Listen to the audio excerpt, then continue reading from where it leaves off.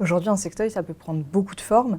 Ça peut effectivement être en silicone, ça peut être en matériaux plus durs, ça peut être quelque chose en pierre, ça peut être quelque chose en acier.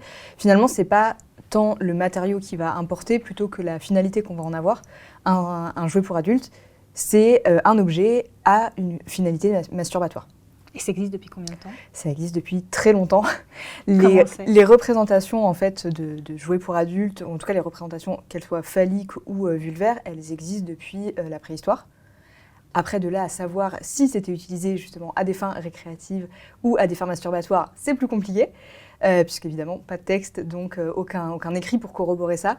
Ce qu'on sait par contre, c'est que ça a à peu près toujours existé. La plus ancienne représentation qu'on a date à peu près de moins 28 000 ans avant notre ère, donc ça fait un petit moment.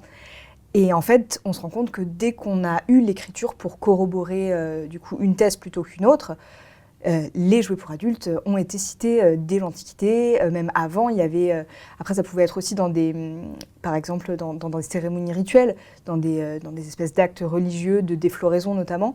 Mais en tout cas, les représentations phalliques et les jouets destinés à, en tout cas, la défloraison, la masturbation, ont à peu près toujours existé. Ensuite, leur utilisation moderne, telle que nous on l'entend, c'est-à-dire le jouet vraiment récréatif pour épanouir sa vie amoureuse, sa vie relationnelle,